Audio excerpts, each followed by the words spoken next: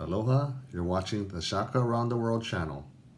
This 13th post in my Kenyan Safari series will focus on our stay at the Elephant Gorge camp located just outside the Kimana Gate to Amboseli National Park.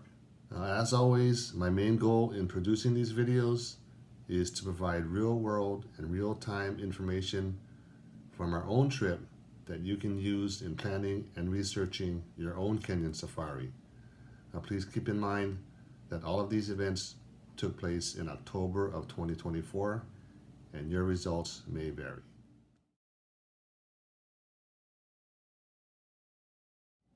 The Elephant Gorge was the first of 3 camps we stayed at 3 uniquely different national parks and conservancies, all set up by the owner of Fliga Twiga Personal Safari Service, Amy Milliken.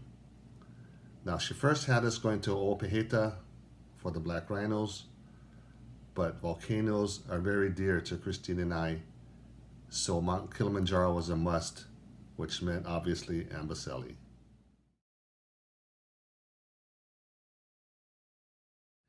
Amy effortlessly adjusted our itinerary, booking us at Elephant Gorge on Kilimanjaro's northern flank, just across the border from Tanzania. The camp was only a few months old at that time, so we were very excited. It's so new, in fact, that on the Google Maps screenshots I took, the swimming pool, watering hole, and some of the furthest bungalows weren't even built yet. So check it out.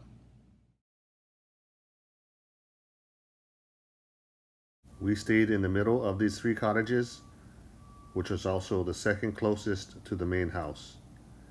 And in case you're curious, Amboseli National Park is 151 square miles, about the same size as the city of Denver, Colorado.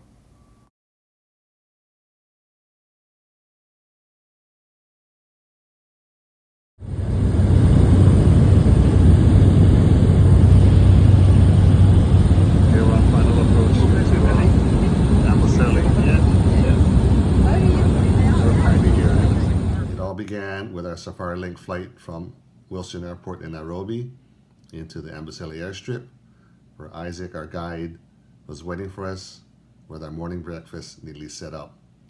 And I think because it was shoulder season, it was just Christine and I, pampered by the glowing morning sunshine. Good. Just landed here to the plane. Got to go find our guide.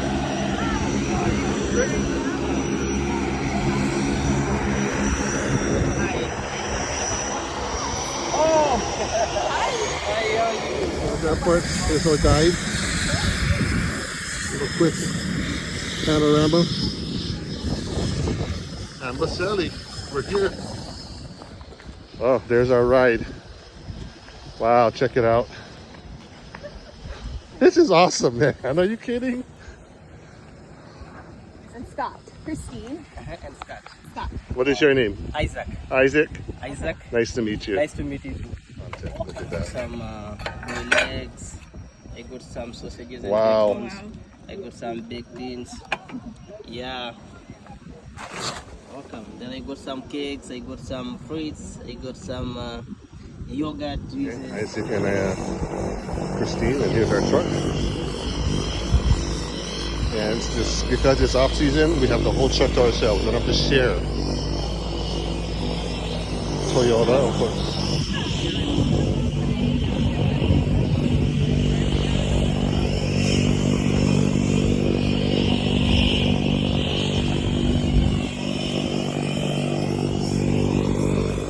Because the airstrip does lie within the national park boundaries, this leads me to a tip I mentioned in my Safari Link video. I recommend you purchase your park tickets ahead of time, online, and download them to your mobile device, because when we were there, there was a park employee who checked our tickets in for us. This was a very efficient process, made it very easy. We have to register for the park with our tickets. Hi. Jumbo. Hi, Jabo. You're welcome. Thank you. Yeah. I love the ticket already. I'm going to sit back and stray off topic a little bit to talk about a couple things I've noticed in producing these safari videos. First, I found that many are linked together through overlapping content. For example, the Amboseli park tickets I did mention in the Safari Link video, but the information is just as applicable here. Second, I found that some of my videos contains tips and info only found in that particular video. For instance, the elephant ears in my guide to safari guides. So I highly recommend you watch all the videos to see how they relate to each other and also to ensure you don't miss anything. Money, when there's death in the family, they also remove that temporal gland. It's more like they cry. And then when when they either a female is on estrus or on heat, and a male is on mass. And a male is on mass, they remove that kind of temporal gland. After our airstrip breakfast, it was time to hit the road for our first ever game drive. Sure, we were jet lagged. Sure, we were shell shocked by finally being in Kenya living the dream. But I can guarantee you, the moment you see your first elephant, lion, buffalo, giraffe, or whatever up close and in person, all the planning, researching, deadlines, money, deposits, travel, blah, blah, blah, instantly becomes worth it. It was a fantastic feeling.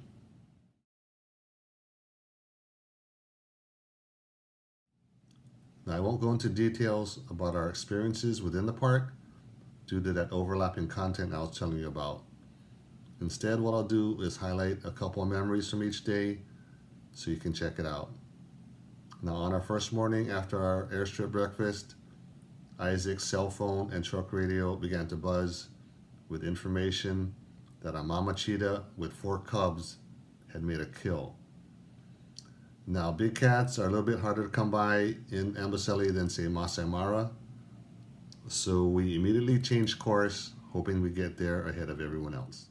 Of course, we couldn't help but feel like safari novices when we finally got there, because there were easily over a dozen trucks already in position, with more on the way and coming from both directions. It was an Amboseli traffic jam.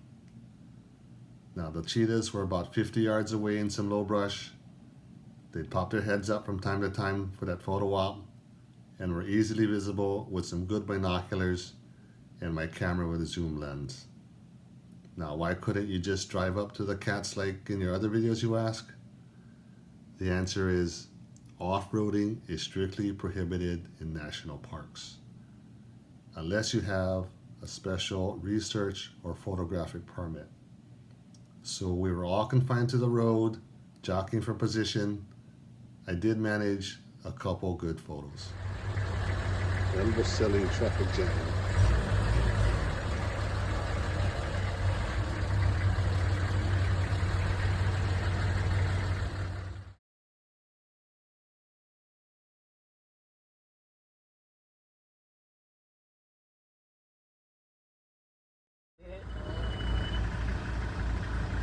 Big traffic, yeah?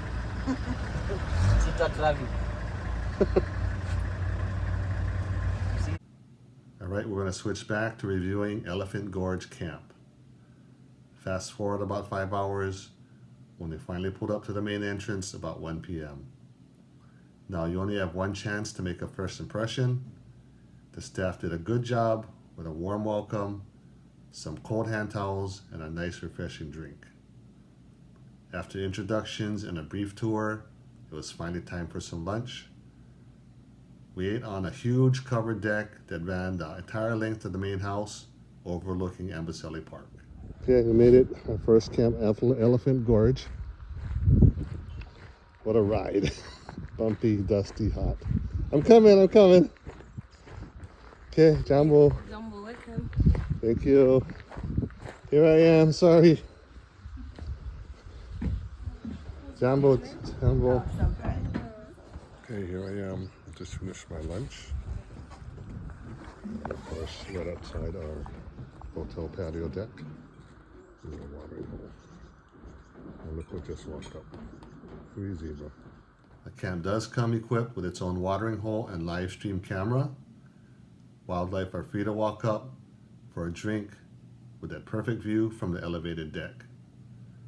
at the same time, because the camp is not fenced in, escorts to and from your room are mandatory, especially at night. If you're located in a room furthest away from the main house, it's easily a 10-minute walk, so plan for that. And if you desire a view of Kilimanjaro, ask for a room that faces the mountain instead of away towards the valley.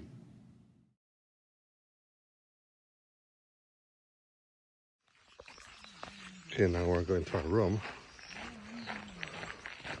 It's in the wilderness, so we have to be guided every time.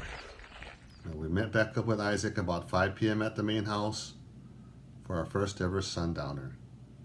It was just me, Christine, Isaac, our setup guy whose name evades me, and the pedo, our security guard, making for our own private event. It was about a 10-minute drive to a bluff outside the camp that overlooked Amboseli and Mount Kilimanjaro. We sipped on our gin and tonics, munched on some salty snacks, jumped like Maasai warriors, marveled at the mountain, all as the sun went down. It was a wonderful experience. 360 view, Amboseli Conservancy. Look at that sky.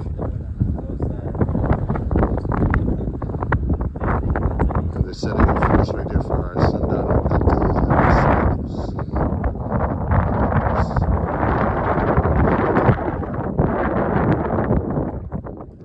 I can't jump.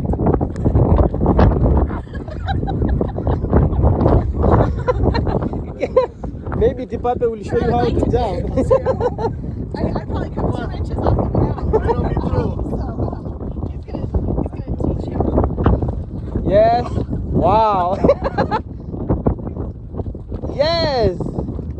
And you jump higher. Wow. Wow.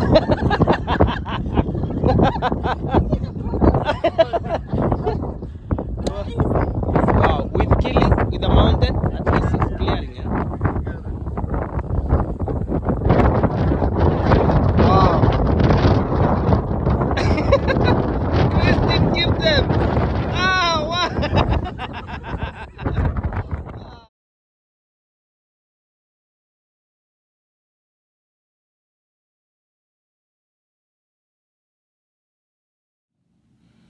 Since it was getting dark, it was time to pack up and head back to camp for some dinner and a full night's sleep. But first, I want to insert some interactive content for you to play along, and also some important information as they pertain to this next video clip. So pay attention.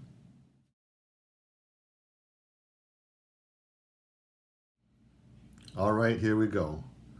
Now this particular cinder cone will be mentioned again towards the very end, so see if you can put the two together.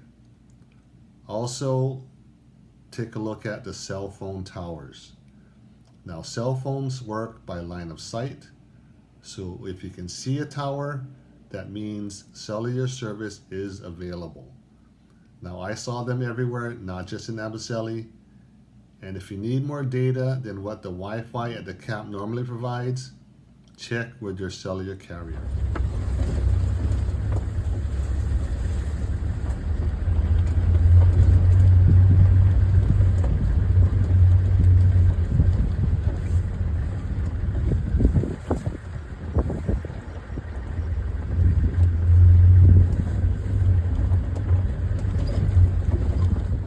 Early on, the staff will deliver coffee, tea, and breakfast cookies to your room to help you get started in the morning.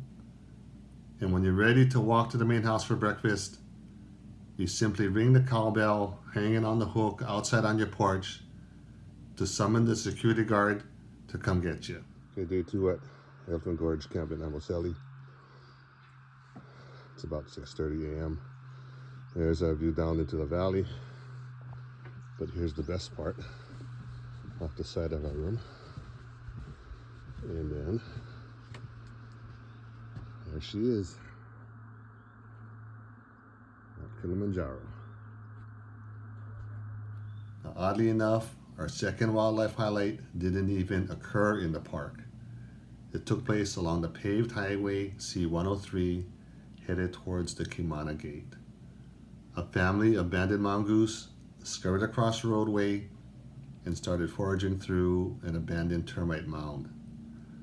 Now the sun was still on the horizon and at our backs, so the lighting was perfect for a couple great photos with Papa Mongoose standing guard. Now you may say, mongooses, they're everywhere, no big deal. But banded mongooses are hard to come by, just like the big cats in Amboseli. It's so much so, this was even Isaac's first sighting of them after working the park for over 2 years.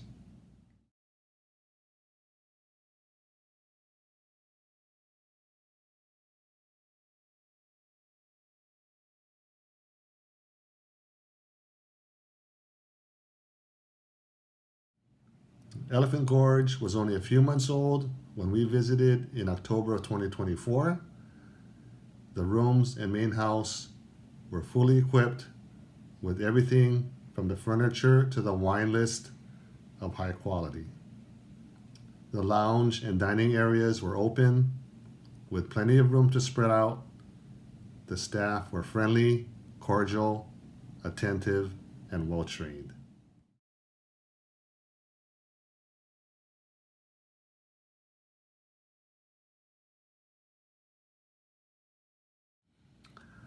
Alright, we've reached a point in this video that may be a little sticky, but in my opinion, Elephant Gorge still had a couple bugs to work out. Now I know criticism is subjective, but it can also be constructive at the same time, so here we go.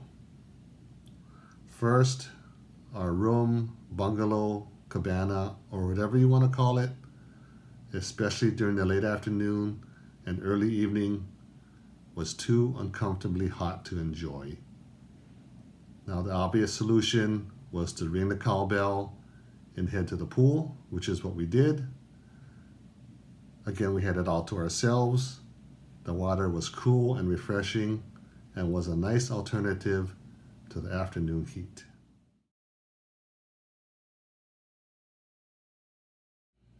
Number 2, we're certainly not food snobs, but we are foodies and do enjoy a good meal. But I have to say that our dining at Elephant Gorge was a tad disappointing. Overall, the meals were fine, especially breakfast. However, certain things on the menu were not quite as advertised. Now, this chicken shawarma, for instance, was more like a soft chicken taco. The fries were good, so I'll give them that. Now, in loving a good steak, I jumped at the opportunity for the A5 Wagyu strip loin on the dinner menu. I was hoping for a seared medium rare, nice slab of meat with perfect grill marks. What I got instead, I can only describe as lukewarm leftover pot roast, sliced and doused with gravy.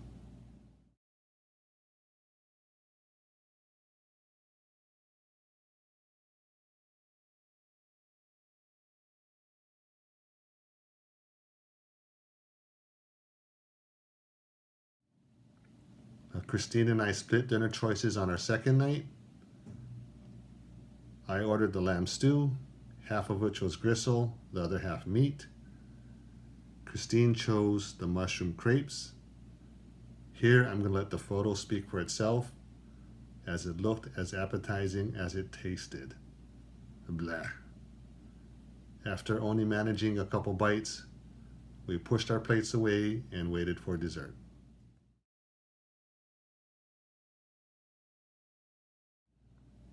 In my opinion, I think the kitchen was trying a little bit too hard to impress.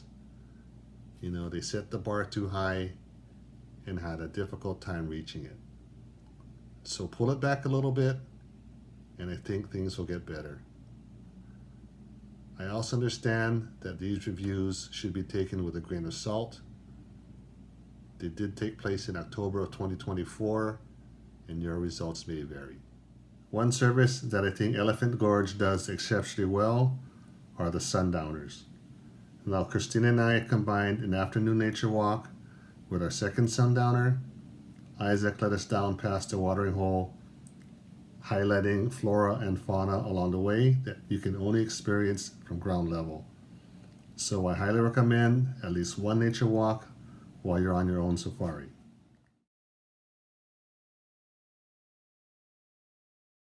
Eventually, we reached a gorge where the camp got its name, and were surprised to see half a dozen guests already there, full staffing, a nice table and chair setup, and a portable bar, all making for a community sundowner.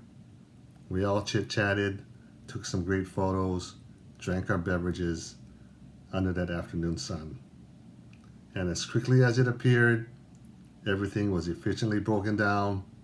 We all piled into the trucks for a ride back to the camp and dinner.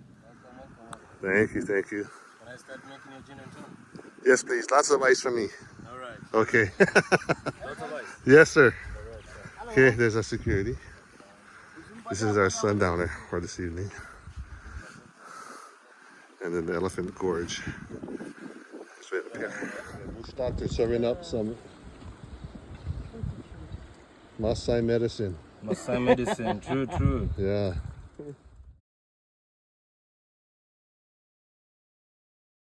Our final morning in Amboseli was just as beautiful as the first, with a clear view of Kilimanjaro in all her morning glory. We got that special photo of us with the mountain in the background, one that we'll cherish forever.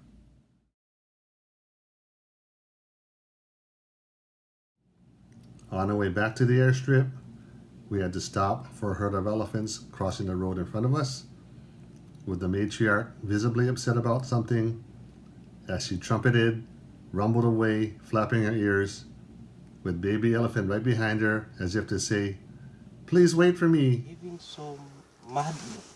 Yeah, because that one is like Even that one is Still beside targeting himself. Yes. Yeah, there's a big female in the front and the baby's chasing running behind her and the ears are flapping. Look at that. All right, we're almost done. Thanks for hanging out with me. One last bit of information I have is that the Kenyan safari industry relies on tipping to help supplement employee wages.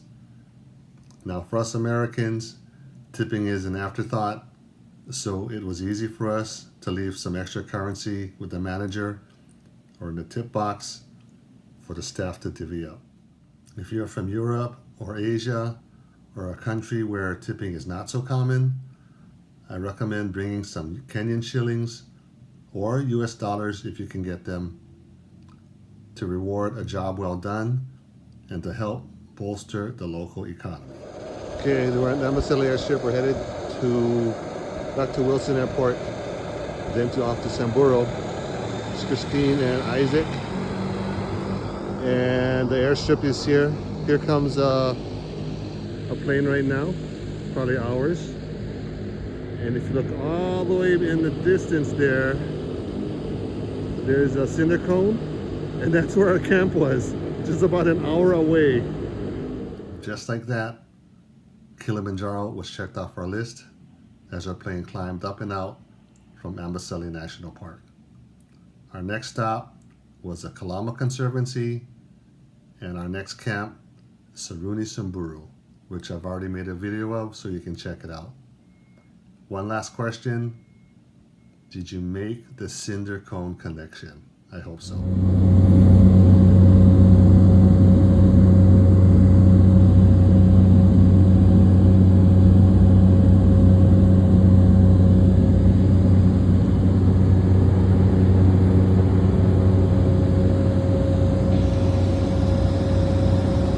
Here in Hawaii, we have a saying that we're all pow, which means we're done. I hope you found this video helpful and informative in planning your own Kenyan safari. If yes, please hit the subscribe and thumbs up buttons to help support my goals. If you have any questions, go ahead and leave them in the comment section and I'll be sure to reply. Stay tuned for my review on our third and final safari camp, Eagle View in the Masai Mara. Mahalo and aloha.